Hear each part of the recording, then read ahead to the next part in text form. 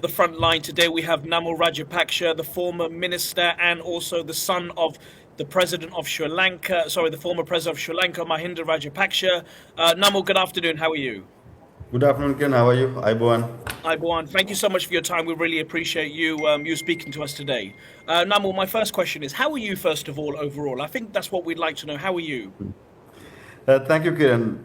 Very well. I mean, see, as you know, in politics, it has always been challenging this part of the world, and as a party, as a family, we have been going through a tough patch during last couple of years. But politically, we have recovered very well, I would say, as a setup, and we have been restructuring our party and introducing a lot of new policies while maintaining our core values of our party, and also getting a lot of youngsters involved in politics. So we have managed to attract most of the educated academic, also who has been in politics and the system for a while. So a lot of young youth leaders coming into the party and the party system, so which has given us the advantage of grooming, re-establishing ourselves as a force to be recognized during upcoming elections. No, that's fantastic. Now, in terms of Sri Lanka at the moment, when I was in Sri Lanka recently, I was maybe about a year and a half ago. I remember speaking to a couple of people just after COVID, and when it came to taxes and also the same time to a very high fuel costs. Now, obviously, Sri Lanka is going through a very different economical situation. What's the current situation in Sri Lanka so far in terms of the economical situation? Well, Kiran, as you know, we are on IMF program, and I believe when you visited last, we were on verge of getting into IMF program. But the difference at that time and now is that we are on IMF program on IMF terms. So we always, as a setup as a government, we wanted during our time to go into IMF with our own conditions, our own terms, so that we can also look at the social welfare net as well. But unfortunately, the current government and the previous government was only concentrating on the government revenue aspect of it rather than looking at the people's perspective. And also, we were introducing heavily policies for stability, but not for growth. So today, because of high taxation, the fuel prices have gone up. Obviously, because our procurement issues, we've purchased the highest in the market, and we entered the market at the wrong time. So we managed. We have, as a government, we have purchased at a very high rate, and also the most of the coal tenders that were put out by our government, the delivery was not what we expected, so low quality. So yield was much more less. So the government needed to burn more fuel on our fossil on our diesel plants to keep up to provide electricity 24 hours. So as a result, the consumption of fuel has gone up and the prices have gone up. But at the same time, with IMF policies, basically our government is only concentrating on high taxing for as a method of government revenue. So without proper new investment coming in, new dollars coming into the market, new people coming in, creating more employment, we will not come out of the crisis. But today, what we see is not a strategy to come out of it, but also, but increasing taxes day by day to make sure that we keep on our growth strategy, our recovery strategy, but stability strategy. But there is no growth at all. No, I understand. Now, I want to go straight direct into this more depth. Now, the MPP government came into power promising a clean break from traditional politics. Now, in your opinion, also your family's opinion, you guys have been in power for a very, very long time. What's your thoughts on that? Have they delivered so far? Well, I mean, few journalists asked me this question in domestic, in local setup as well, but my answer was very clear. I mean, if you go through their manifesto and if you tick the button or put a tick to everyone, everything that they have delivered, it's almost zero, because they have nothing. They have delivered what they promised, and they promised to negotiate with IMF on a better terms, to give more freedom for transactions and get new investments and create employment, which they haven't done. They reduce the fertilizer cost, which they haven't done, and they promised to give employment to graduates, which they haven't done, and also they promised a lot of reforms in the system, which they haven't done. So, as to their own constitution, I believe they haven't delivered what they promised and what people expected from them. Now, my other question now is obviously many Sri Lankans are going to see this, and many people in your country, in terms of in Sri Lanka itself. Now, why should people actually vote for you in the future, becoming the president or the prime minister of Sri Lanka? Why should people vote for you, and what's different from you compared to the current government at the moment? And why should people actually vouch for you? Well, Kiran, see, firstly, we represent the next generation, and our party is going to be the front-running political setup in Sri Lanka, Mm, who understands the youth and understand the needs of the next generation, and also we have mm, experience of developing the country and having a mm, 7% growth for almost mm, 10 years with our seniors getting into mm, the system. mm, So we offer modernization. So we believe the country has to be modernized, the setup has to be modernized, the politics has to be modernized, and as a young setup, we believe we represent the next generation of politicians. So mm. we offer modernization. We offer Sri Lankan citizens the next step what they're expecting. Hmm. Now, what is your response to young voters who associate with you? Obviously, there's going to be young people. I mean, obviously, as the former, sports minister, your responsibilities was also not just to bring in tourism, but also bring in sports activities or sports events around the world. What's so special in terms of the young people now actually follow you around Sri Lanka? Well, see, the youngsters must be very vigilant because there are a lot of political parties who wants to use them, who gives them Mm, false promises. And if you look mm, at the history of Sri Lanka, started from 83, mm, 88, 89, and then the LTT was terrorizing the youngsters in the north. And then we had many crises that came up in the country. Even 2022, the certain external elements used youth, the youngsters, to go against the government. mm, So it is very easy to manipulate. So what I believe is, what my urge to youngsters, what my request to youngsters is not to get manipulated, but read, mm, understand yourself, and vote for someone, something that you believe in, not for the trend, but what mm, something you believe in and what you can, what and vote for people who can make it realistic, rather than people who talk about fantasies. So mm, we have very much educated and politically savvy young generation in our country, and as a mm, result, we have always managed to transfer political power within democratic process rather than violence. Even if it's been taken into violence by certain political setup, political parties, but as a society as large, we have always managed to keep that controlled and then elect a government on the on a democratic platform, mm. on way of election. So my request to Sri Lankans, the youngsters especially, understand before you vote, understand the reality, get to know your politicians, get to know your political party, and vote for modernization. Look for something that you and we can relate to. Mm. Now, your father was the president and then became the prime minister.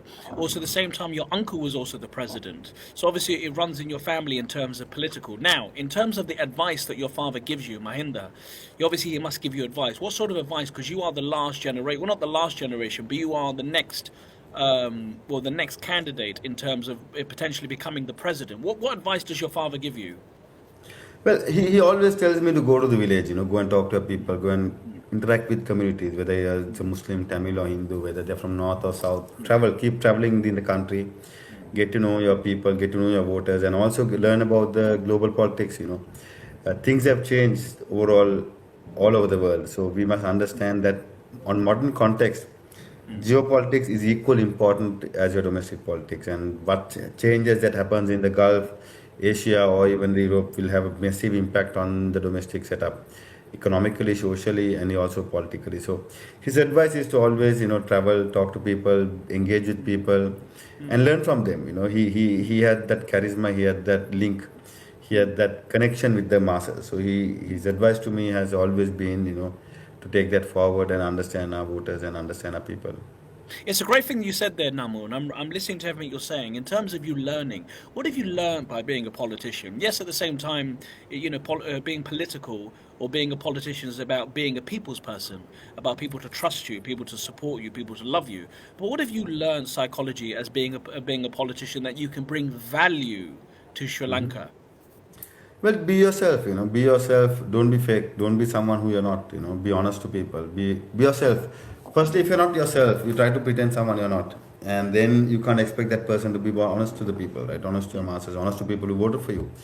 So what I've learned right throughout from my father and also in Sri Lankan politics, if you are honest to your own voters, if you are honest about yourself, so when you say honesty, people talk about promises, policies, what you say on paper. No, but first be honest who you are. Let people accept you for who you are. You don't have to change yourself just to be elected. So this is something that I've learned in last 15 or 16 years in Parliament and seen my father in politics for so many years. He has always been true to himself. So eventually people will start believing in you. So I have always tried to be myself, not someone who I'm not. And this is what I think my message to anyone who wants to enter politics. Just be true to yourself. Now, where do you see Sri Lanka in the next 5 years? Obviously, if you are going to run for president again, and at this, I know you ran in 2024. Now, obviously, if you become president this time, where do you see and also what will you bring different to Sri Lanka? Not just I'm talking about the votes now. I'm talking about the lifestyle. I'm talking about the economical situation. I'm talking about people's well-being and health. What would you bring to Sri Lanka? Well, see, it's very hard to predict where Sri Lanka is going to be in 5 years because I'm sure none of the countries knows where they're going to be end of the year. With the changes that are happening, very fast changes that are happening all over the world. And who thought 1 or 2 months ago, we never thought, 4 or 5 months ago, we never thought that there will be a war in the Gulf and that has a massive effect in Sri Lanka. So today it is there and it has affected the entire Gulf region. So things can change, but I think overall Sri Lanka needs deregulation. Sri Lanka needs regulation in certain sectors, but at the same time, Sri Lanka needs a lot of deregulation because we have over-regulated ourselves for so many years, introducing new laws to cover up certain things or new laws to cover up certain laws to close gaps. But eventually, what we have done is regulating ourselves, over-regulating ourselves. So we have no freedom whatsoever for government administrations to government officials to carry out their duties. There is no freedom of thinking when it comes to certain sectors. So I think firstly, deregulate is something that I'm going to bring into table, and also financial transactions because I believe Sri Lanka can be a hub for financial transactions and financial services, along with aviation and logistics in the port sector. So these are the three key areas that I'm looking at. Obviously, tourism is something that is relevant. That's something that we cannot ignore. But tourism we have to look at in the bigger picture. If we increase our airport capacity, if we increase our airport services, that will increase our tourism naturally. So next challenge for Sri Lanka is going to be deregulation and also establishing ourselves as a mature financial hub. Now, I'm going to ask you something more direct. I want you to take away that you are a politician for a second. I want you to take yourself as a Sri Lankan public citizen, which you are, but also a politician at the same time. But take you away from being a politician, for instance. Is Anura Kumara Dissanayake, the current president at the moment, is he the right president for Sri Lanka? Well, see, it's a tough question because my answer will be very politically biased because obviously Okay, you know I'm. what? You know what? Let's just take that away for a second. Is he the right character, the right personality to be the current Well, president at the moment? I don't know whether he has the experience to face the current challenges. So, as a human being, I'm sure he's a nice guy. I'm sure he has gone through a lot in his life, coming out of his party, doing a lot of sacrifice to his own setup, own political party, and he come from a very normal rural family in Anuradhapura. There's a lot of respect for that, a lot of respect for how he has groomed himself to become the president of Sri Lanka right throughout his path. But the question is he ready and groomed and geared to face the current challenges in the country? Answer is no.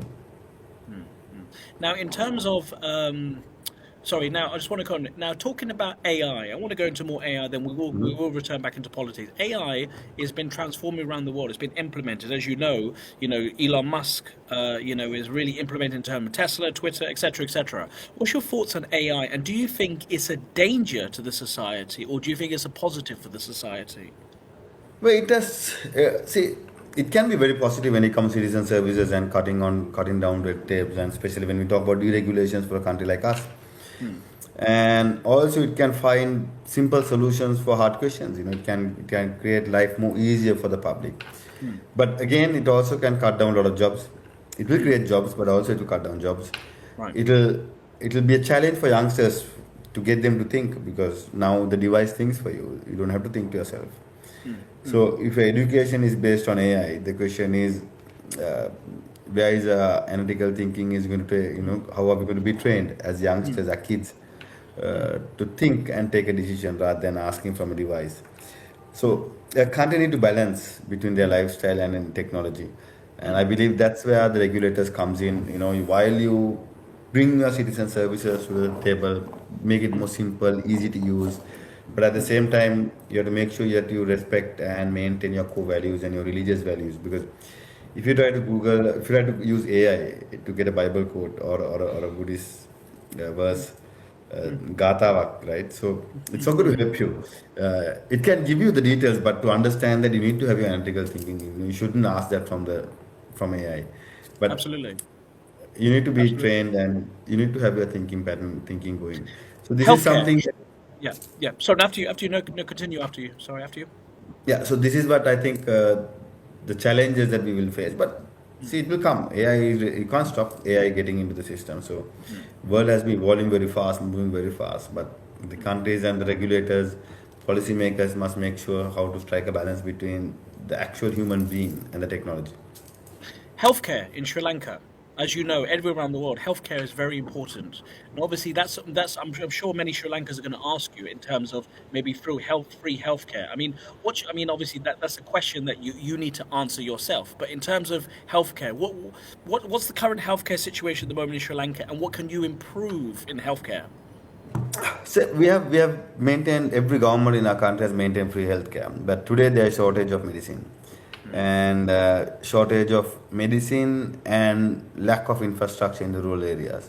I think one is, of course, yes, proper structure on your drugs, on your medicine. And Sri Lanka can be a hub for the region as well on manufacturing.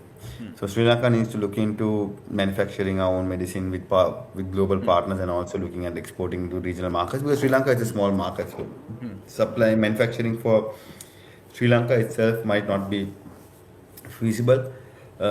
Access to healthcare, our services are very good. Our doctors, nurses are very strong. They're very good, very well experienced. So it's a matter of making it industry now. So there are few private hospitals, private entities that is taking it up, but I think Sri Lanka can offer more in the larger picture to the global market. And crime rate. Crime rate is everywhere around the world. There's everywhere in terms of, in all different countries. In Sri Lanka, what's the crime rate situation? How are you able to prevent the crime rate? And also, and what is the percentage? I mean, in terms of what are you able to do to reduce the crime rate in Sri Lanka? Well, the crime rate in Sri Lanka has been, it has been a roller coaster. Sometimes some years it's very high, some years it's very low. So last 1.5 years there has been a lot of crime rates, a lot of gang violence or struggles between all the shootings among rivalries. But you give the respect to the government also. They have been on a very big campaign on tracking down these underworld or organized crime leaders. And also, there is an accusation, obviously, certain groups are being protected by the government, but overall, I think, comparing to our region, Sri Lanka has much less crime rate than most of the The countries in majority. our region. Absolutely. Now in terms of in the UK, in the United Kingdom, we have something called benefits, where in terms of social benefits, where it comes to people get free houses, people get free if you're not privileged enough or you don't have the right education, you'll be given a free house. Lots of people actually abuse that system. I'll be honest with you. Many people in the UK abuse the system in terms of just applying on the benefits, etc. Now, is there a benefit system in Sri Lanka? I mean, it's not that I'm not illiterate, that I haven't researched, but I'd like to know from you. And also, at the same time, is there something that you're happy to have that conversation with, that people that need or are disabled or are autistic or have disability, that you're able to bring something towards Sri Lanka in that perspective? Yeah, Sri Lanka has a very strong social network, social welfare network, and at one point, most of the governments are blamed to have a stronger social welfare rather than concentrating on corporate sector more. Hmm. But every government has maintained it, and even today we have few projects, few programs to uplift the rural community or the low-income families. Hmm. But again, it's a matter of balancing it, and I believe every person who is on the scheme eventually must be taken out of the scheme by improving their life standards. And China has done a tremendously well in that. So there are a lot of things that we can learn from their model, how they have elevated poverty in China. Of course, a country with 1.5 billion people. So every country has good ways of implementing. Like for us, we have free education, free health, and we have a lot of families under Samurdhi. We got a program called Samurdhi. Then there's another program called Aswasuma. So there are many programs, but what I see now, moving forward from there, because of the global context or political challenges we face, every year the numbers are increasing of the people who are getting welfare. So we need to have a proper strategy. How are we going to take them out of the system and make them self-sufficient, earn themselves by the entrepreneurship, or put them into proper employment structure? So that is something that I will look at in a very serious way, because we will definitely concentrate on the social welfare network, and I believe the agriculture sector should be heavily subsidized, because food security is going to be one of the biggest challenges in next 10 or 15 years all over the world, even end of this year. So I believe agriculture sector should be heavily subsidized, but the subsidy should be targeted rather than giving it to overall. So it should be to the people who deserve it. Racism. Racism in the world is a very huge issue, especially in the UK. We're having this situation with the Henry Novak killing that just happened recently against a Sikh person that used a Persian knife. That wasn't actually used a Qurban. He actually used a Persian knife. Racism is around everywhere. The condolence, obviously, to the love and the respect of the Henry Novak situation that's happened in the UK. Now, immigration obviously is an issue around the world, but no, in terms of racism, you have the Sinhala, and then you also at the same time have the Tamils that live in Jaffna. Now, obviously, there is segregation. There's always that tension between different areas in Sri Lanka. How are you tackling that situation in terms of two rivalries or Sri Lankans, but at the same time have two different cultures? Well, see, racism has always been political all over the world. It has become one of the most strongest political tool, either to campaign against it or campaign for a particular race or caste or religion. And it has been very political, and mostly the politicians have the bigger issue than actually the public. And there are certain sectors in the society, of course, which is beyond the control of the law and order. But in general, in Sri Lanka, at least at large, the racism has predominantly been very much political. But I believe extremism is something that we need to look at very seriously, because extremism is going all over the world, especially in our region. And as a nation, more than racism, I think extremism is a challenge that Sri Lanka will face in next decade or two. Now, part of my job as a journalist was always to be on the fence. I can never be biased towards anyone. But in terms of when I met your father, I was actually invited to your residency maybe about 3 years ago, and we had a splendid dinner.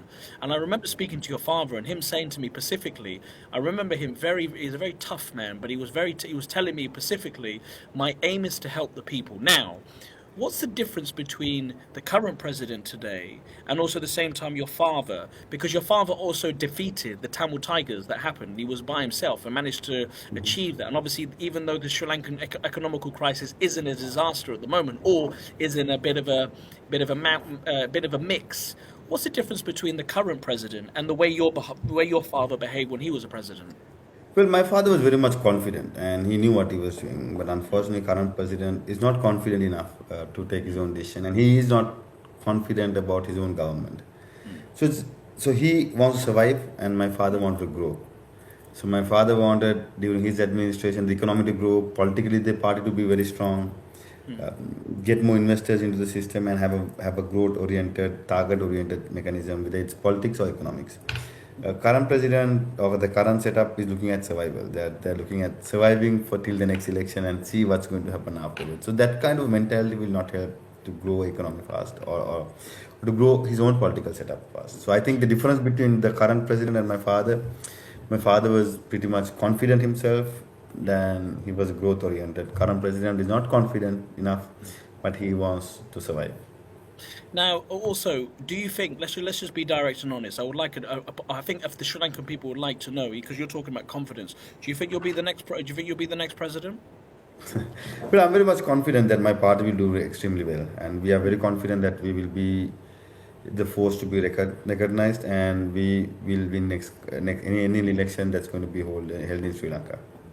Now, world politics, very quickly. In terms of world politics, as you know, as you said previously before about the USA and also Iran. Now, obviously, there's lots of wars going on. First, we had Palestine, and then we had Israel, and now we're having the Ukrainian versus the Russia. Now it's gone from the UAE tension. Now it's gone from it. Do you think the world is? Do you think the world? I mean, it's a very stupid. You might think it's a quite stupid question, but I don't think it is. Do you think the world is coming to an end? Well, humanity will be. Whether it's world, I don't know about the world, but definitely humanity is dying. Emotions are dying. People are becoming robots. People are looking at more of commercialization and Does that scare you? power. Does that worry you? Does that worry you individually? Well, Like, yeah, of course, because our next generation, what are they going to inherit? Are they going to inherit hatred? Are they going to inherit violence? Or are they going to inherit a nation without a history? There's a lot do of you, do you think AI is going to propaganda. take? Do you think? And also, sorry, I'm really sorry to interrupt you there. I shouldn't have done that, but I think it's very important. AI. Obviously, Sri Lankan people are going to be very nervous and very anxious about AI taking their jobs. Do you think AI is going to take Sri Lankan jobs? Not all. New jobs will be created. New jobs will definitely be created. And as I said, see, even AI is taking your humanity out of you, right? It gives you a robot. Hmm. So AI will create new jobs for sure, Hmm. and AI will eliminate certain jobs. We have to be ready for it, and we have seen that along the circle for last 30, 40 years. Hmm. When you have technology coming into the system, you lose certain jobs and you create certain jobs around it. So that is something that every government, whether it's Sri Lanka Absolutely. or any government, has to be geared up and be ready, and the educational and administrational setup should be ready to absorb it. But the humanity is dying in the world, so this is where the most scary part of it. So I believe this is where the religious leaders must come together and bring your nations, make sure that your nations are peaceful and your people are being looked after. Absolutely. Namalrajapaksa, I want to say thank you very much for your time today. We really appreciate it. And also my last thing, any message you'd like to tell, I briefly spoke to you about the Henry Novak situation that happened. I mean, we spoke about that Sikh boy. Any condolences or any love and support that you'd like to give to the family that are watching this today? Yes, of course. I mean, we would like to offer our condolence, and also see, the war, the violence, killing is something that is not being accepted. Cannot be accepted.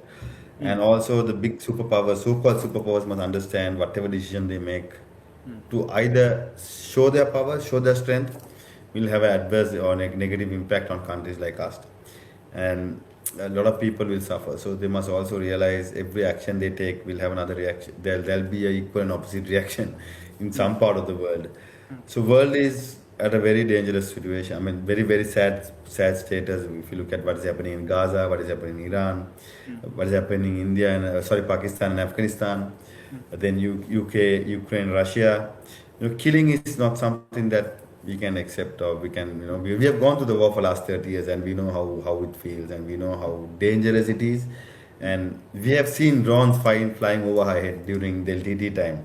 Luckily at that time the world technology was not strong as it is now. But for a terrorist organization who had aircraft, submarines, we know how it, and suicide bombers, we know how it feels. So we don't want our next generation, whether you live in Iran, whether you live in India, Pakistan, Sri Lanka, UK, America, we don't want our kids to go through the same trauma. So this is where I think the world is standing at the moment. Namarasha, I will say thank you so much for your time today, and good luck with the president and the president's elections in the future. We wish you the very best. Thank you so much for your time, and I want to Thanks, thank you so much. Really everyone. appreciate Thank it. Thank you. you. Give me 1 second before we go.